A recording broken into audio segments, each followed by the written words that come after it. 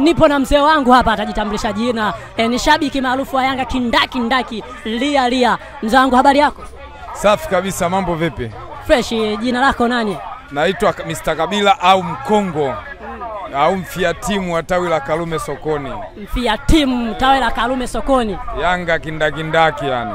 Hapa kubwa tunazungumzia mchezo wa dabi. Mara ya kutangaza tarehe 25 tunajua tunataka kujua Young Africans mmejiandaje na mchezo huo? Sisi tunajiandaa kama tunavyojiandaa kila siku tunapokabiliana na Simba. Kwa hiyo maandalizi yetu, sisi tulijua ndugu zetu walileta uhuni kwenye mchezo wa kwanza kwa sababu ule ni uhuni. Na tukaamini kama siku ile wangepeleka timu aibu ingewakuta. Kwa hiyo sasa hivi kwa sababu wamekubali kupeleka timu uwanjani, aibu ile bado si, kwa sababu bado tuna hasira nao sana. Yaani tuna hasira na Simba. Kwa hiyo walikimbia mechi alafu bodi ya ligi wakawabeba kwa sababu wao tayari walishaandika barua kutocheza mchezo. Kilichofuata siku ya mchezo na ailishwa, na maana wao ndio walikuwa wamebebwa. Kwa hiyo sasa sisi zile hasira zetu zile tutazionyesha tarehe 25. Na uzuri zaidi lile paredi letu litakuwa baada ya kumfunga Mtani magoli ya kutosha, alafu ndio tunakabidhiwa kombe. Unajiamini nini kuongea maneno haya? Maana na wenyewe wanafanya maandalizi, ingawa wanasema hatucheze lakini watacheza. Wajiandae wao miaka 1000, sisi tuna uwezo wa kujiandaa siku moja tu tunaenda kucheza na Simba, tunajua tunashinda. Kwa hiyo kuamini, yani naamini vipi, ni kwa sababu ya timu yangu ni bora kuliko wao. Kila kitu kiko safi kuliko wao. Kwa hiyo mimi muda wote ambao sasa hivi yani nasubiria tu kwamba tarehe 25 ifike nikachukue kombe mbele ya Simba.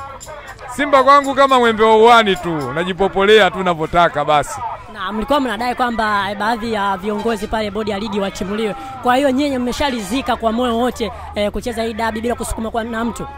Na ndio maana tumekubali kupeleka timu kwa sababu wao tulioamini walituletea uhuni. Tulisema wawajibishwe, hata hivyo wamechelewa kufanya maamuzi hayo. Hayo maamuzi yatakiwa yafanyike mapema, sio sasa hivi.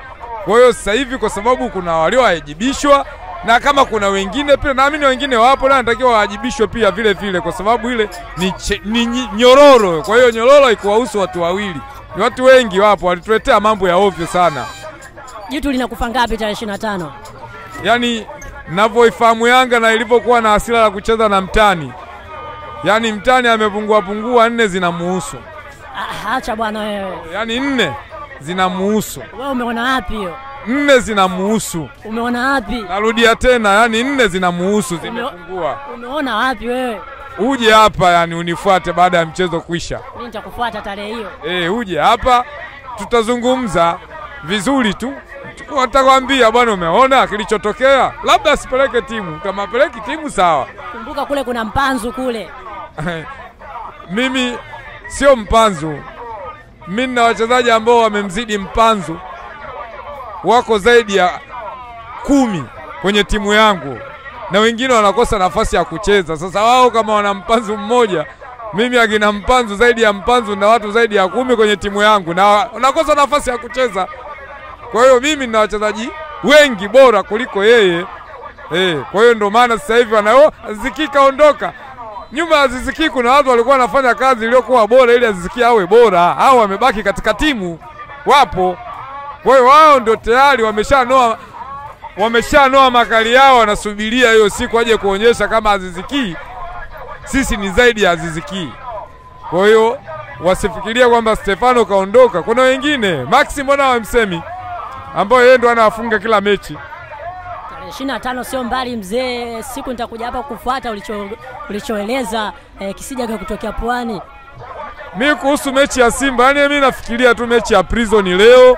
Muona bwana, sio Simba Sports. Simba Sports kwa kweli bado hawajawa na timu ya kuwezekana kunitisha mimi kama shabiki wa Yanga. Yani kwamba sasa hivi Simba kweli wamekamilika. Sio kwa Simba hii, bado inabidi wafanye kazi, watengeneze timu. Bwana, nilikuwa na wadau wa kimichezo na mashabiki wa Young Africans kwenye tawi la Karume wakiwa wanachachaza yao wakisema wao wanamtamani Mayu wao. Mimi simjui huyo Mayu wao. Tuje tukutane tarehe 25 Mbungi kwa Mkapa litapigwa. Mle wanasema mtani fungua mlango, basi utakuja kusikilizia siku hiyo. Bwana, ulikuwa nami Baraka Stewart JR. Nyuma ya kamera alikuwa ndugu yangu hapa, mtu mbadi kabisa kutokea maeneo yale ya Tabata. Bwana, sisi hatuna ziada, endelea kutazama